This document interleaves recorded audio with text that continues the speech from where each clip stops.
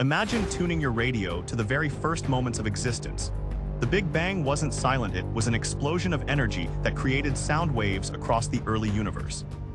These aren't sound waves that travel through air, they rippled through the plasma of the early cosmos. As the universe expanded, these waves stretched out, becoming what we now know as cosmic microwave background radiation. This radiation is a faint echo of the Big Bang.